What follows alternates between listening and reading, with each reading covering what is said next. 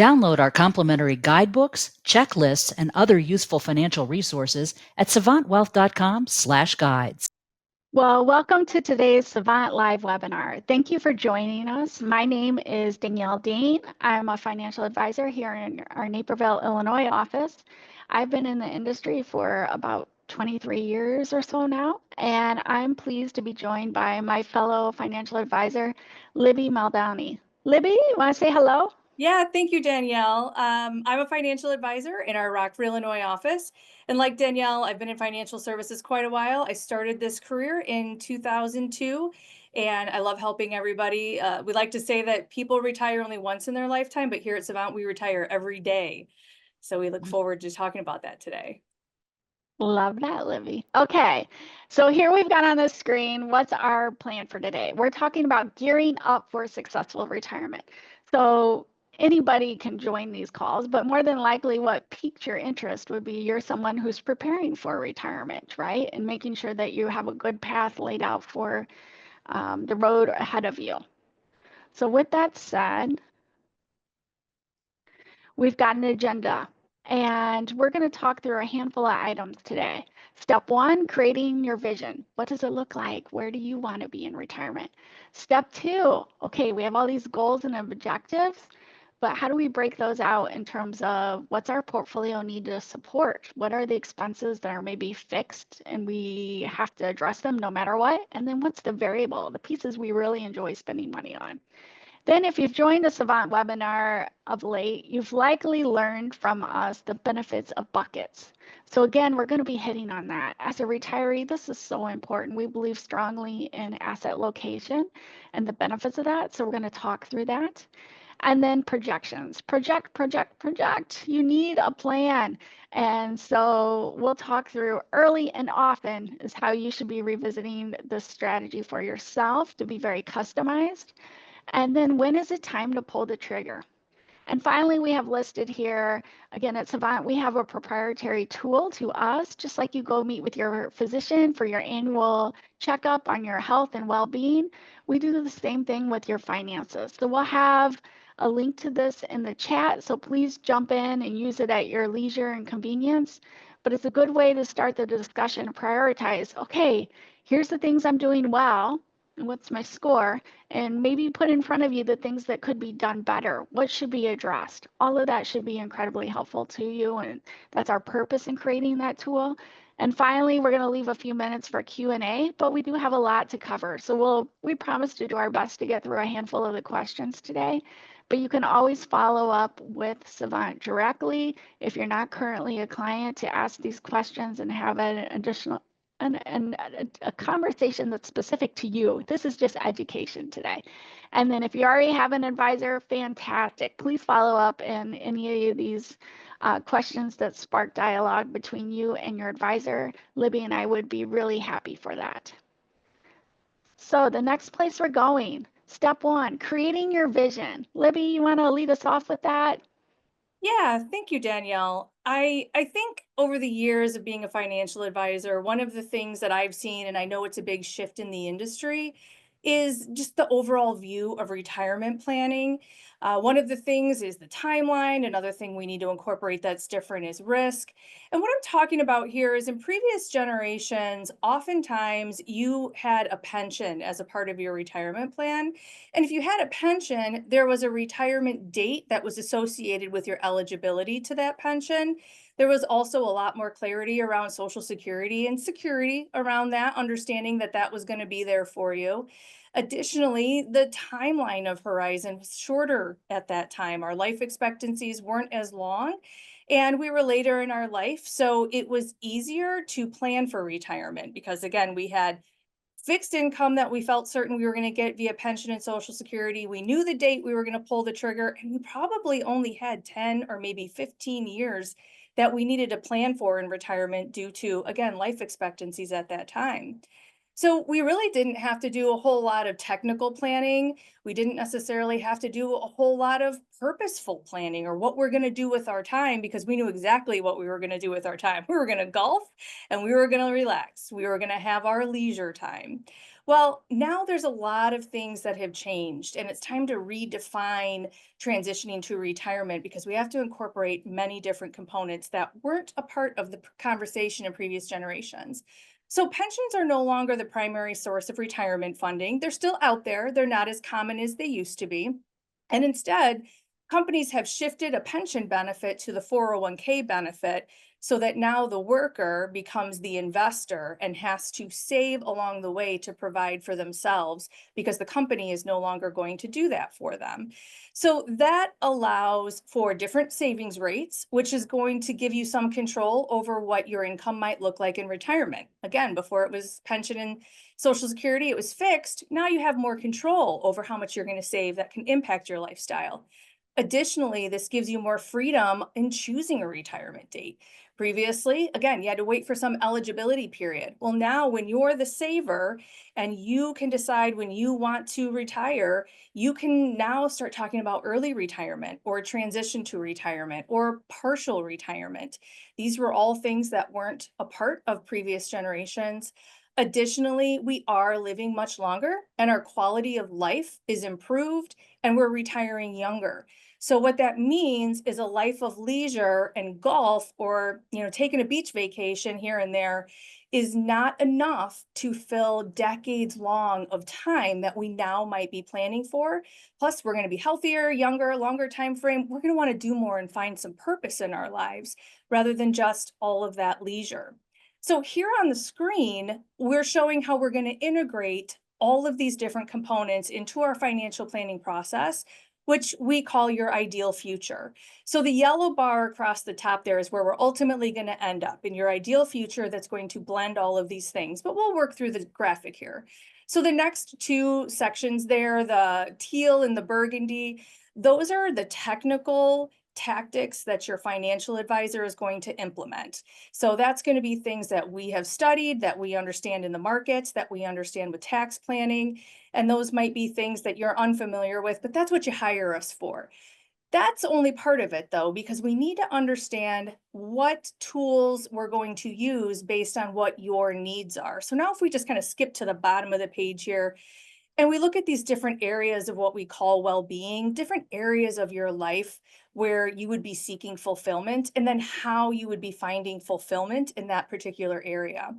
So, for example, if your goal is, an environmental goal, if that's something that's very important to you, that's a value that you have in your life, well, how is that going to manifest in your life?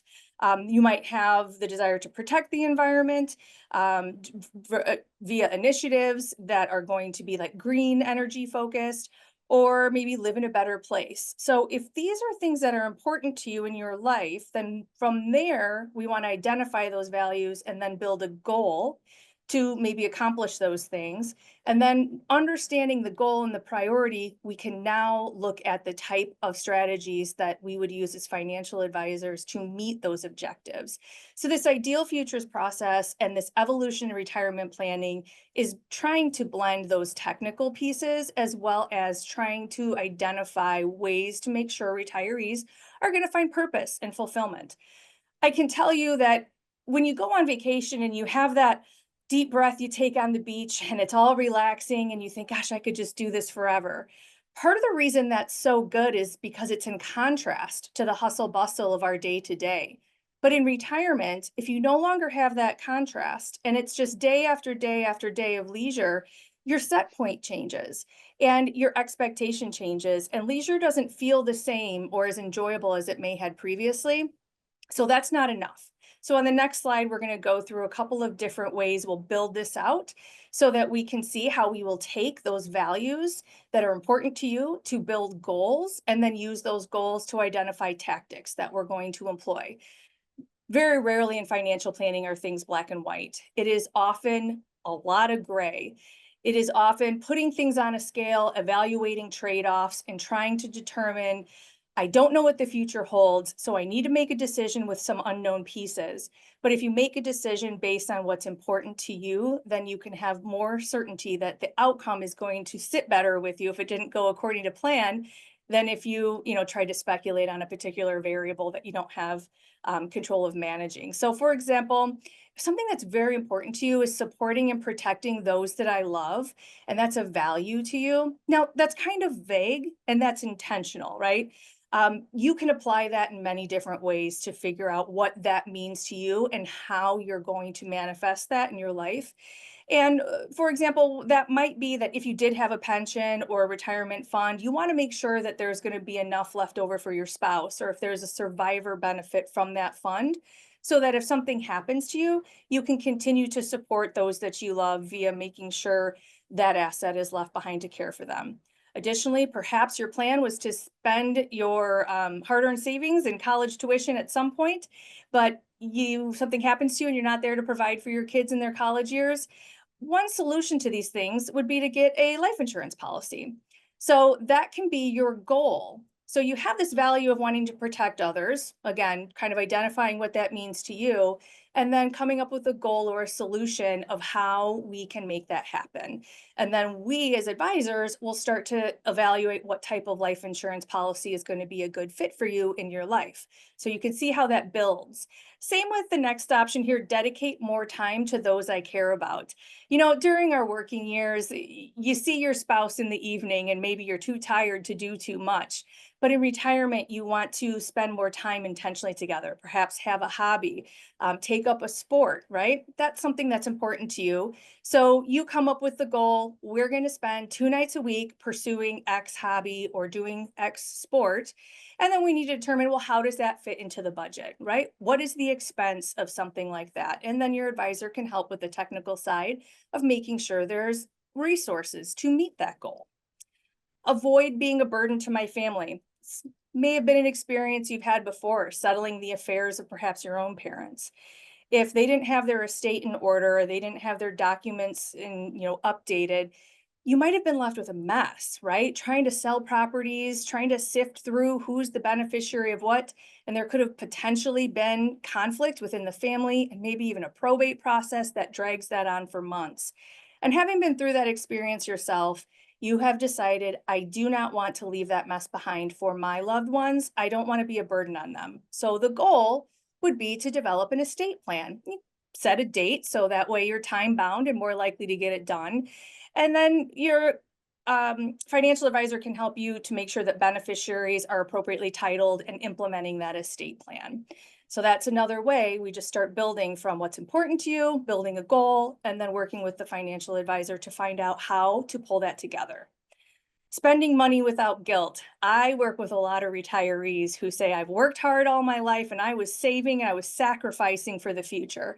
And now I'm ready. I want to start taking money out of my portfolio and I don't want to feel bad about it. It can be a hard shift when you've spent your whole life savings and putting your money into this bucket for the future and for someday. And now someday is here and it's time to reverse that stream. And it can feel a little scary to take money out of that portfolio. And it's important then to have a sound plan and a good budget. So the goal could be making sure you've clearly identified your expenses and then also including maybe a line item in there for things that are a little more impulsive, so that if you do want to spend money on something that's not a need and it's more of a want, you can do so without feeling guilty about it. And that's a way we can make sure that you're able to incorporate that. Now, we're not going to blow all caution to the wind. There's still going to be some limitations, but as long as we've accounted for it, it gives you some freedom. And then finally, making work optional. A lot of times our careers and work does give us a great deal of fulfillment. It gives us purpose. It helps shape our identity, but it also is a grind and it can really wear us down.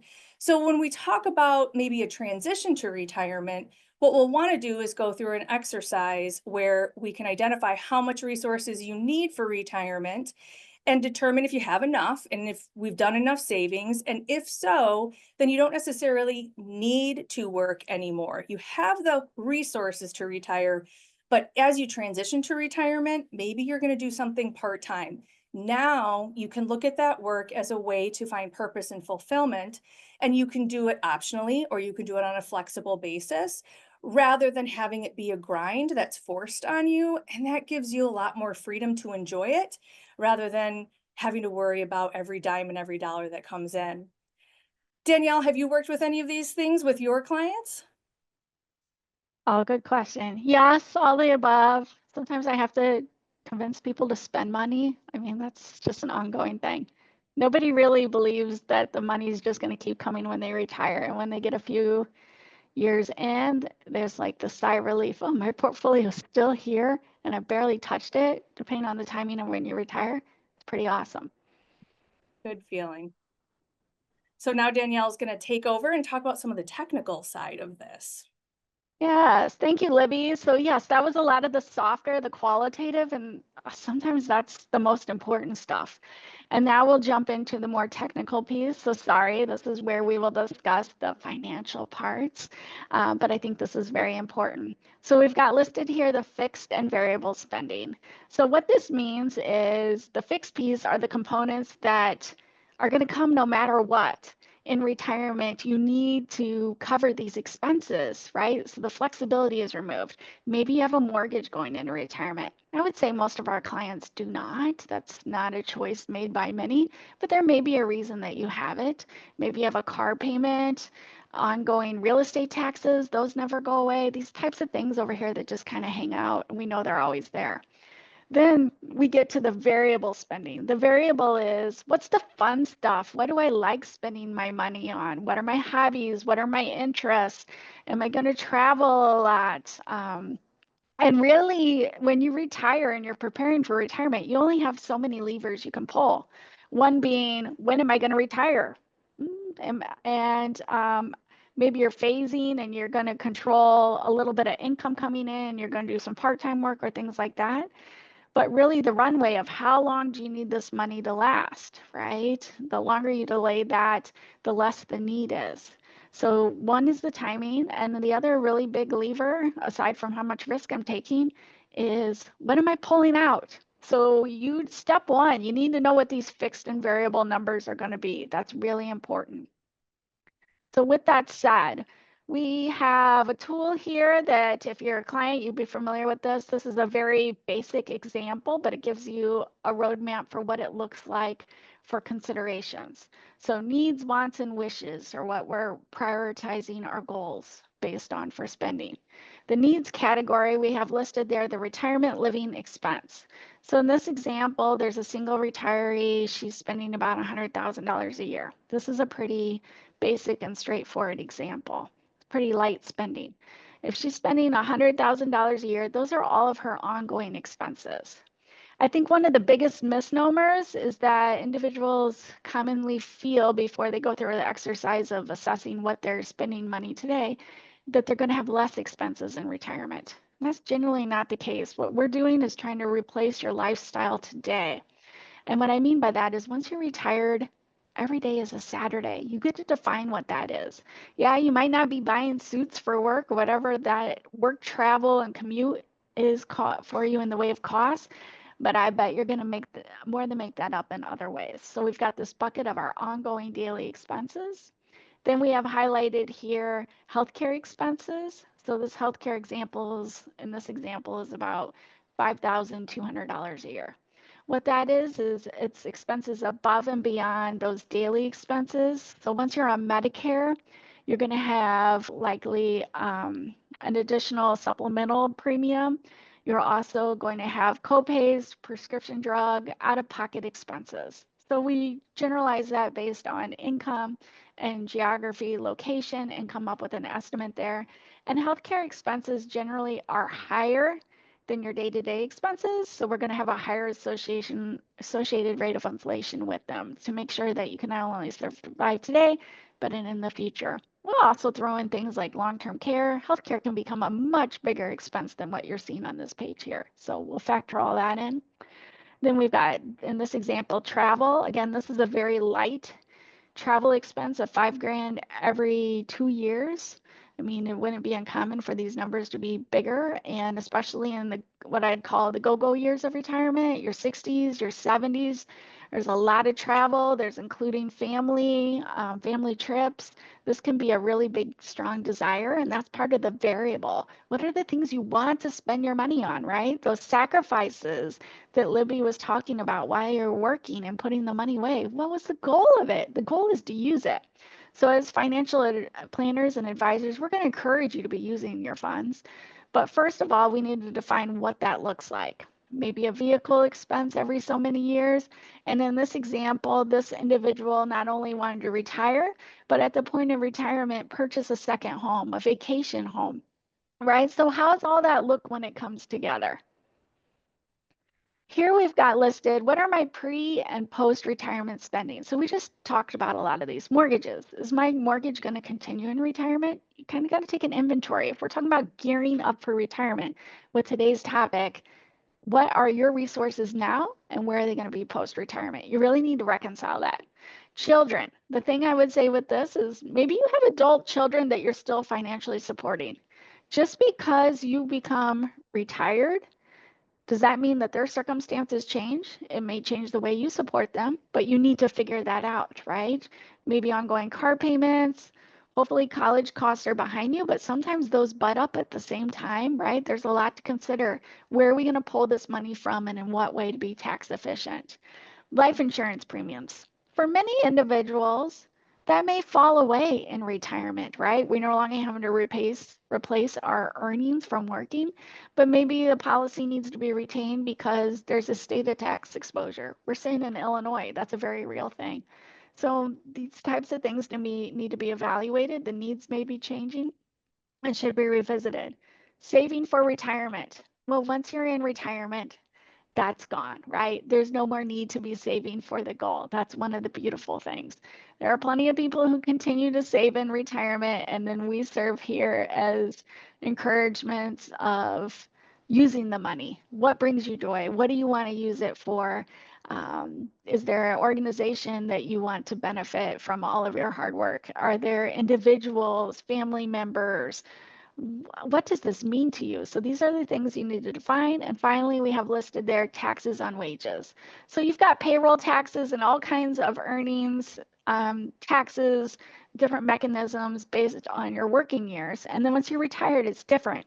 The portfolio income and taxes. So where you're withdrawing your money from is very much going to matter. And you finally have control of your taxes.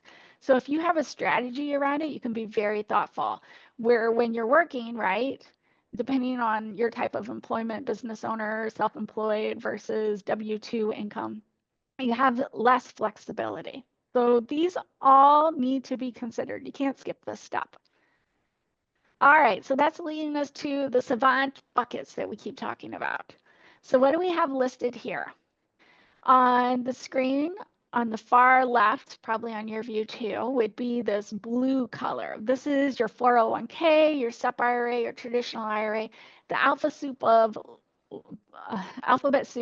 IRS codes that says 403b, 457b, all of these monies that you put away pre-tax. So ideally, while you're a high earner and you're in a higher income tax bracket, you're benefiting from putting money in here and deferring that tax to take it out in later years when you're retiring, right? So part of gearing up for retirement is to build these buckets up and have them ready to go. Step 2 we have listed here is your taxable brokerage account. I'll call this like a teal.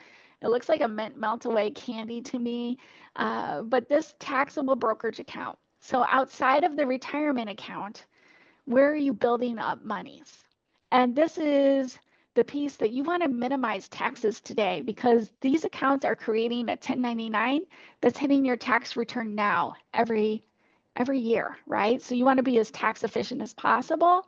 For example, we put bond interest income, taxable interest income in the bucket right before this, the dark blue, because it's sheltering it from income taxes. Where if it was hanging out here in this teal color, it's going to hit your tax return every year. Yuck. Also, some real estate holdings can be taxed inefficient. So we're thoughtful about what holding goes in what bucket. And this is just as important. We talk about diversification in terms of the types of things that you hold. You don't want all your eggs in one basket. What that means is don't put all your money in one stock or one asset class. You want to spread it out. You want to have a diversified portfolio, but not only having a diversified portfolio, but the types of assets you own. Because if you're a retiree and you come meet with us, I mean, we'll be happy and I'll help you solve as many things as we can. But if you come with only this blue bucket of pre-tax money, I'm sorry, our hands are very tied. There's only so much we can do. If you come with all these different colors, now we can control the timing based on maybe you have a pension coming in, if you're lucky, right? The timing of Social Security, when ultimately your required minimum distributions come out, all these different things. The more flexibility you have, we can control your tax situation and minimize not only the taxes that you're paying today, but over your lifetime, which can have a huge difference, right? And so this last category, this maroon pinky color, is referring to your HSA.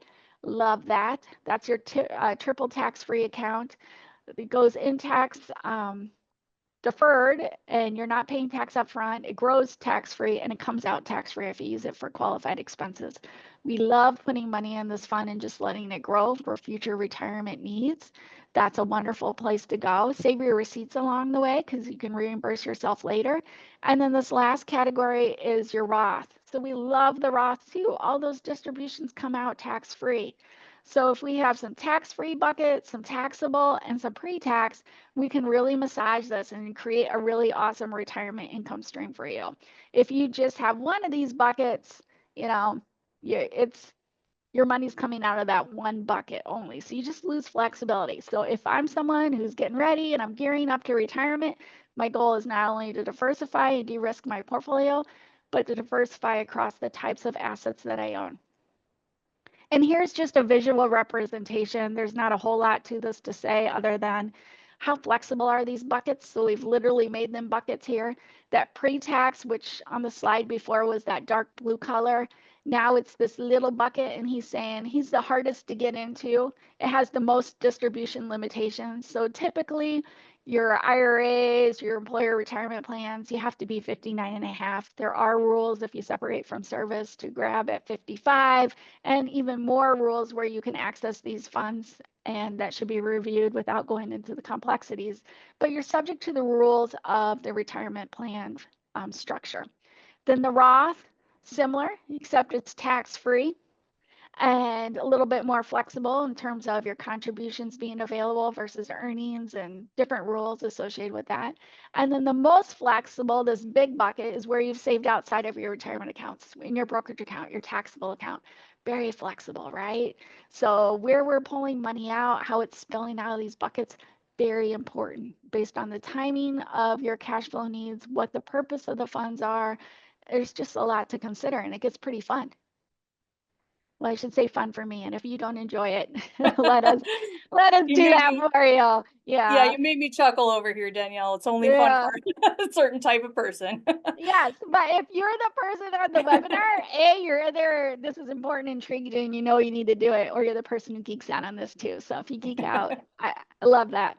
All right, so and I love that you're still there, Libby. Thank you. Sometimes we just talk so much because this is what we do. Like I said, I've been doing this a couple decades. This just is my life's work, my passion. So I'm trying to educate you, but there's so much deeper I could go. So with the planning strategies for the buckets, this first item listed here, it can be a little bit more complex, but if you're a high income earner and you've got your salary up here and then you retire and boom, right, your income falls off considerably. So you go from a higher tax bracket to a much lower one. I mean, if you're living off cash, it's not impossible for you to qualify purchasing a policy on this exchange before Medicare age and having a subsidy. That exists when you're between 100 and 400% of the poverty line level, excuse me. So that's not a huge group of the population who's probably jumping on this webinar, but know that it exists. So you need to factor that in. The next category is Roth conversions.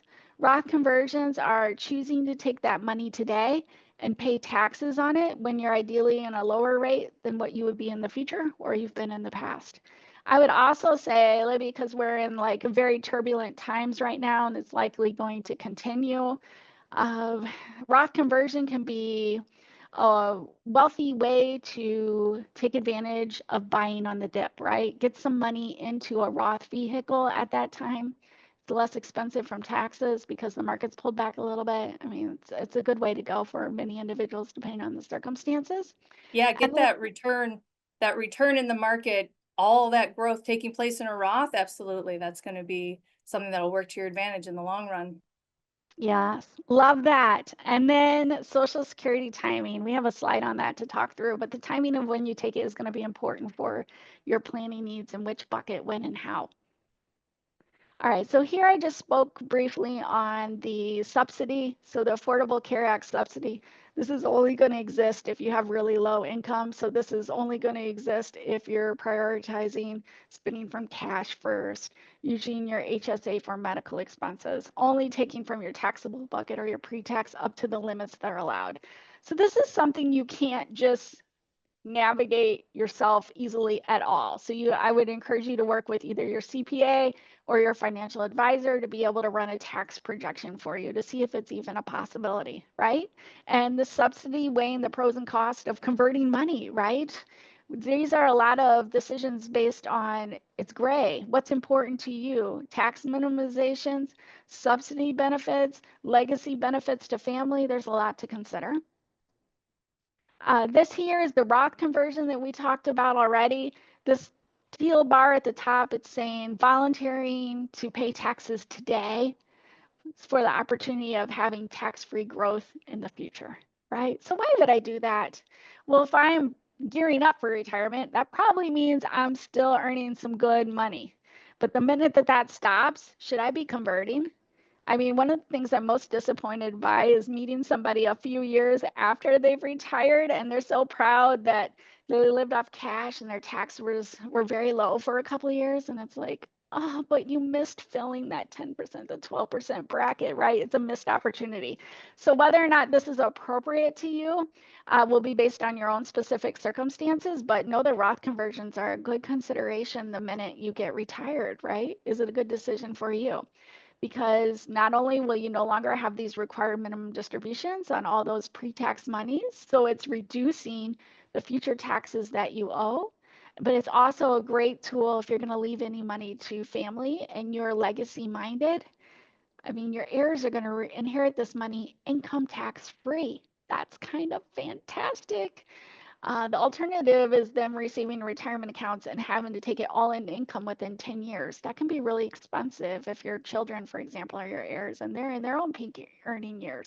Who doesn't want a Roth inheritance, right? And you can continue to defer it for 10 years. It's really a great way to go. So there's all kinds of things to consider about when and how you should be paying taxes on your money. This slide here is speaking to when should I take my benefit? I would say for most people on this call, because you haven't yet retired and we're calling this gearing up for retirement, your retirement age is going to be about 67 for Social Security. That means your full retirement age, right? On this slide, we've circled 66. Just picture it being out 1 year at 67. Same example. You could take your benefits as early as 62.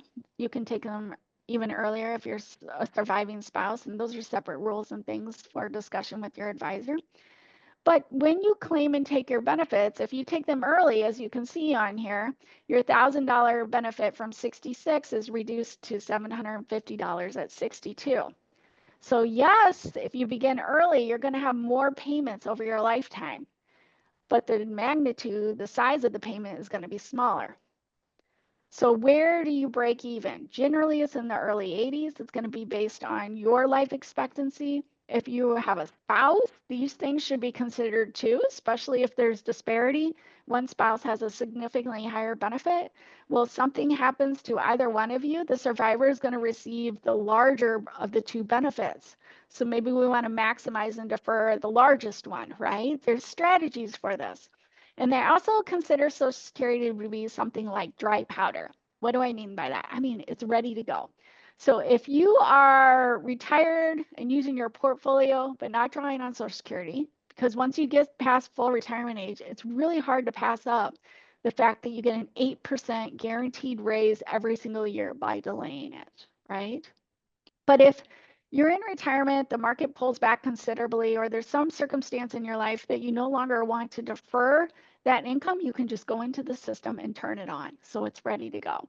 So there's lots of things to consider. We have a really nice tool here that analyzes individual benefits, spousal benefits, family benefits, and where the break even are, and we can look at all that. And the final thing I'll say on that is we've probably discussed on several webinars already this year, the Social Security Fairness Act, where for police, teachers, things of that nature that had either the windfall elimination provision or the government pension offset for survivors benefits, that's gone.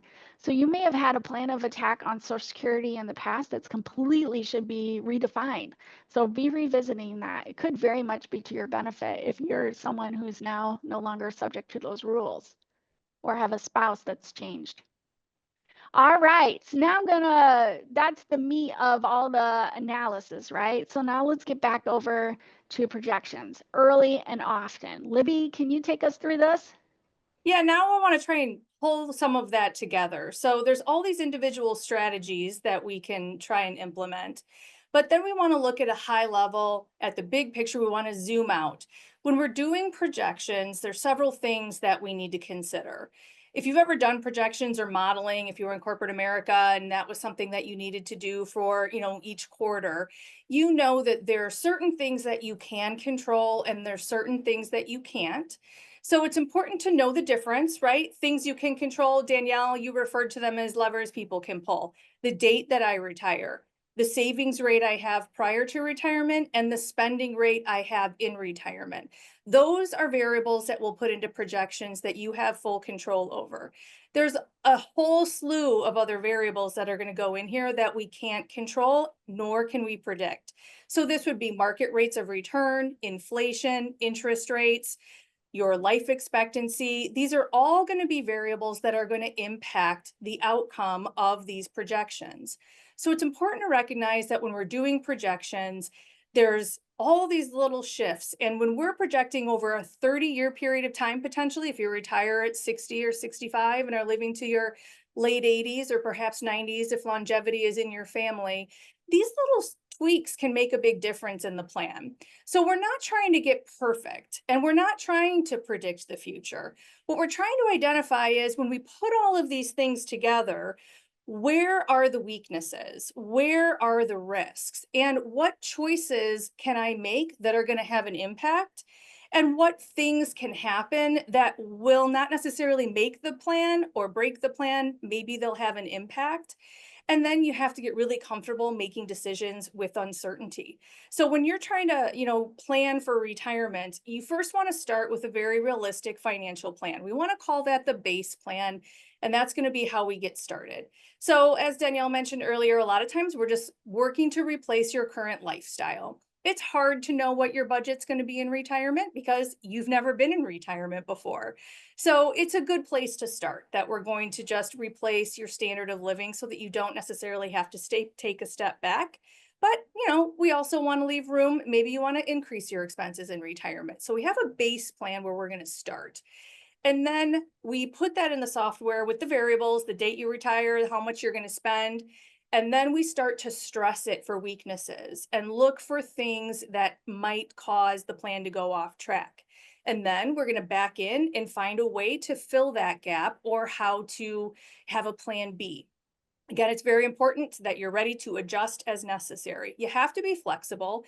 Just like during your working years, maybe you had some job insecurity. There was a period of time, maybe there was a layoff, a disruption of income, unexpected illness. Those things happen during your working years, and they're going to happen throughout your retirement as well. So you want to make sure when you build this plan, you leave room, and you also want to make sure that you can be flexible and make adjustments. So on the next slide, there's a series of questions that people start to pull together when we're going to build this plan. So the first one being, okay, I want to retire early, but if I do that, will I still be able to maintain my lifestyle?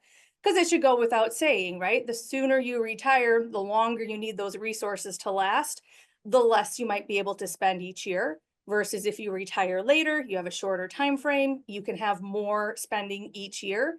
So you'll want to ask yourself, if I retire at age 60, will I now be able to do my goals, my bucket list, right? Will I be able to fix my kitchen? Or if I retire tomorrow, can I get a vacation home? these kinds of things can be that value judgment, right? What's more important to you? Is it more important to you that you retire early and you have more time to yourself? Or are you willing to work longer so that in retirement you can have a vacation home and that kind of experience means more to you, even if you have to work a little bit longer? So sometimes that needs to be a part of the conversation too. But when you put these things side by side and you're able to compare and contrast and look at the impact of these decisions and the possible outcomes, it can really start to shed light on what is most likely to be a stronger plan or what changes you need to make the plan you want come true. So again, retire early and travel extensively, very popular choice. Everybody loves to have that bucket list, right? And there tends to be a lot of travel, maybe an RV trip that you're going to take, or maybe it's overseas, right? But we want to budget for that and make sure that that's a part of the plan. So how does this all come together then? So we will put this in a software and we will run various scenarios side by side. What we'll do is if you look across the middle of the screen here and you see these different dials, 95, 93%, what we're looking at here is we are putting in the variables that we can control. When you're going to retire, how much you're going to spend, and what amount of assets you have right now, like what your savings rate has been or where you have your total savings at. And then we run it with 1,000 different market trials that are all over the place, good, bad markets, and everything else in between. And when we get that 95%, what that's telling us is that given the inputs that we have used with 1,000 different market possibilities over 30 years, 95% of those trials are successful. Now, those outcomes can be vastly different, right? If it's 30 years of great markets, it's going to look different than 30 years of average markets. But nevertheless, you're able to meet your goals and objectives. So what we want to do is you can see there's different colors on that dial. If you're in the purple range, we call that below the confidence zone. And if you're in that range, we're going to start to look at variables that we can control, that we can change to get you into green, which is the confidence zone. So that might mean pushing back your retirement date, right? If we've put in what you want to have happen and we see that we're not quite confident, maybe it means you're going to spend less in retirement, or maybe it means you're going to retire later, or maybe it means you're just going to adjust your expectations. But we want to get you in the green zone and the confident zone. And you can see these scenarios are above the confident zone, which generally we would look at as the potential that you might be leaving assets behind. So again, that's where we'll want to integrate some estate planning work if we know that you might be not spending all of your assets, because there's likelihood that there'll be some left behind for your heirs. So when we put these scenarios side by side and we change the variables, we can see the trade-offs and we can see what we can control. And we can see what choices we make are going to have a big impact and what choices we make maybe change the outcome, but not significant. So here on the left, we call that the base plan, right? Retire at 60, replace your income. We know what savings you have, and you're in a very successful situation. So now you have options. Again, one of the options could be that you spend more. And another, if you move along to the next column, in this scenario, this client wanted to see, I don't necessarily want to spend more in retirement, but I'd like to retire earlier. Does that work? And now you can see side by side the impact that that decision would make. Then you might say, okay, well, I'm willing to work to age 60 in the next column, but it's very important to me. I want to have that vacation home. Does that work? And then there can be other assumptions that are built in there that would be something like maybe an inflation adjustment or a rate of return adjustment. Because in the next column, when they retire at 57 and still get a vacation home, what we're looking at in that column is that looks more successful. So what that's telling me is that there was an adjustment down there that's not about, they've already, identified their retirement date and that they're going to buy the house.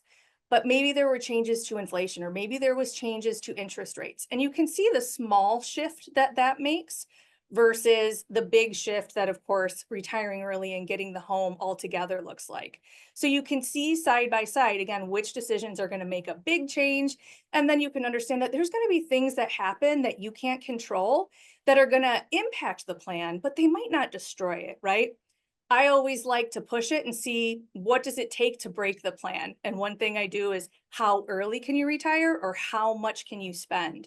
And then I get them to a non-confident zone and say, all right, that's your limit, right? Now we have a hard deadline or a hard limit of your budget, or a hard no, you can't retire at 55, right? So I like to push and pull on it and see the decisions that you can control, which ones are going to have the most impact. But again, changing interest rate and rates of return, you'll see that they are going to have a smaller impact on the plan. So putting all these side by side really helps you determine, well, what's most important to me? Is it retire early or is it spend more? Is it get the home or is it not? Am I concerned about market returns? What impact does that have? So it really helps answer a lot of unknowns to help you evaluate your priorities and what choices you are going to make. All right, so now we've done all of these things. We've identified our value and purpose. We've got the technical buckets and we've got our distribution plan. We've ran scenarios, so we've identified some weaknesses in the plan, and now we're ready to take the next step and pull the trigger. So now on the next slide, we're going to talk about what are some things that you're going to ask yourself to figure out, okay, am I really ready, right? How will I replace that paycheck? And that's where your financial advisor is going to step in. And as Danielle described, start to look at all the resources you have, the different tax treatments of those, maybe various investment choices. And maybe if you want $5,000 a month, it might not all come from one account. A portion might come from one account, another account, maybe even a third. Throw in Social Security in as a part of that.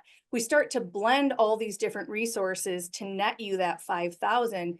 And at the same time, we're managing tax efficiency and portfolio management. How will I handle unexpected expenditures? Certainly an unknown, and creates a great deal of certainty when you're right on the cusp. And that's where those projections, I think, come in very handy so that you can run scenarios like that. Or if you know you're above that confidence zone, you likely have room to absorb some unexpected expenses because we haven't pushed the plan. It's not like on the edge of success. It's clearly very successful. So if you're in that range, you know you can automatically absorb that. If you aren't quite as successful, then we'll want to come up with a plan B or a way to shore up that shortcoming if we weren't able to identify that in the planning process. Have I saved enough? Again, that goes into, okay, this is the amount I have. This is the date I want to retire, and this is how much I want to spend. And it's just an algebra problem. Okay, well, this is how much you have, and this is how much you want to spend. Is that enough? And the answer may be yes or no, and then you need to either save more or adjust your expectations in retirement. This is when you start to do that trade-off evaluation. Taxes in retirement are very different than taxes during our working years. Danielle's illustration of buckets is clear indication of how that's going to change because we're pulling from different resources. Not only are we pulling from different resources, but typically in your working years, when you're doing tax planning, you're looking at a 12-month calendar year, and you're looking for deductions within that year or certain credits that you might be eligible for within that 12-month period. But when we're in retirement, we're often looking at that entire time frame as a tax planning period. And as she described, we might be accelerating some taxes early in your retirement so that it smooths out the rate over time. That's really not something people are familiar with during your working years, but in retirement, it's a strategy that we'll start to implement to benefit you in the long run and overall.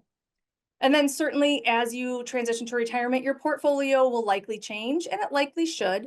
When you're saving for retirement, it's a one-way ticket. You're putting money in there, you want it to grow. And in retirement, and you start taking money out, you're going to want to maybe add some more preservation-based assets, not all growth assets. You want a little bit of balance typically. Most often that's what works for retirees, is making sure you still have growth because again, we're talking about a long time frame most likely, but you also want preservation assets, and I kind of consider that now money and later money. And you want to have a balance and a mix of those things in your portfolio as you transition and as you're in retirement. And then certainly not all of these things are things that you are doing on a regular basis. I started out by saying most people retire once in their lifetime, and we retire every day around here. And not only do we retire every day around here, but we retire 100 different ways. because everybody has a different set of circumstances. And working with people that are experts in their field, be it a planner, a financial planner, a tax planner, and your accountant, or your attorney, all of these different roles are going to have a place in your planning. And because it's such a different experience than what you might have done in your previous working years in planning, getting together a team of professionals is going to ensure that everything is maximized and to your best interest. So after that, then, where do we see where we're at? Yes. So thank you, Libby. I love all of this. There is so much to cover and we could just keep talking, but we are almost coming up on an hour. So quickly, I just want to remind you of the health assessment that I discussed at the beginning. There should be a link in your chat. Here's an example of a scoring tool, the outcome in terms of where do you land in these 10 key areas, whether it's having a retirement income plan, if you have a plan for wealth transfer, whether that's to organizations or the next generation, are you being efficient with taxes, all these different things. So that's what the health assessment is meant to do for you. And then finally, we are going to look at questions for Q&A. But again, we're really coming up on time here. So maybe Libby, you and I can each take one question and then we'll kind of close it out. All right. So Libby, the first one I'm seeing coming in is saying, they're talking about Social Security, it looks like, and what we feel is the status of Social Security funding. You know, Social Security and its solvency has been an agenda item in meetings for at least 10 years or more. So 10 years ago, we were having the conversation of the panic that the Social Security system was going to collapse. But here we are 10 years later, and we still haven't seen that collapse, which is a very good thing. I think people are concerned that their Social Security benefits are going to be taken away or going to be lost or maybe reduced. And that is a way to improve the solvency of the program, right? If there's only so much money to go around, maybe reducing the expenses of that program is one way, but increasing the revenue is another. And I think that's something that people tend to overlook because they're really worried about it and they're fearful that perhaps they're going to lose their benefits because that's what concerns them. But what concerns people who are in younger generations and are still working is that they may be taxed more heavily to help fund the Social Security system. So again, increasing revenue might be a way for them to improve that program. And that could come through removing the earnings cap, meaning every dollar of income that you have could be taxed if you're a high income earner. Maybe it's a higher percentage. It could be that younger generations are going to have a different set of expectations around Social Security, meaning it may be means tested. So again, it might be one of those benefits that could only be eligible for individuals of low income. So there's lots of ways to change the way the program is funded, and you don't necessarily have to change the way the program is distributed. That's not the only way to do it. So when we're doing financial planning, we still use Social Security in our planning as it stands right now, because anything else is just speculation. So even if there's uncertainty, we plan around what we know. And what we know now is that Social Security is there for you and we want to include it as a benefit. Danielle, I'm going to pass one your way. What are some of the biggest mistakes and pitfalls that you have seen when planning for retirement? Oh, thank you, Libby. That's a good one because we get to, I think you said we help people retire every day, right? You're only retiring once. So we see a lot of things. I'd say the number one is having something to retire to. So I feel like most everyone in those first month or two of retirement, they're catching up on sleep. They're organizing their house. They're just getting caught up in life. And then it's like, oh, what's next? So if you have most of your joy and fulfillment tied up into your success and existence in your role in your career, and that's immediately removed, you may immediately have some sort of culture shock about what retirement means to you. So having something to retire to, what's important to you, that's really important. I'd say another pitfall is underestimating what your expenses are because everything becomes a Saturday. And the last thing I would say is not having a well thought out income plan, because a very basic thing, and if you don't have a plan for drawing from your assets, could be, I'm just going to live off cash, then eventually I'll get my Social Security and then my RMDs will come. You missed out on the fact that you went from a high tax bracket to a low bracket. And in order to take advantage of a low tax bracket, you have to take some income, right? Maybe you can even take capital gains rates at 0%. There's all kinds of great things you can do. And that's just missed out on if you don't have an income plan. So we're literally at 55 minutes in right now, so we should really be wrapping this up. But any questions you have, please follow up with Savant directly. You also have the option to schedule a call with Savant. It's a 15-minute complimentary call with someone on the team. We'd love to discuss these questions with you in greater detail, so follow the link in the chat. And finally, thank you for participating in today's webinar. And if you'd like to learn more about Savant, please go to our website at savantwealth.com to learn more. And we have an e-newsletter there that you can sign up for. You can see our videos and our distribution of information, as well as sign up there for a call as well to discuss this further. So thank you so very much for joining Libby and I. Libby, thanks for doing this with me. You're always, this is great. So enjoy the rest of your day. Yeah, thank you, everyone. Bye-bye. Bye.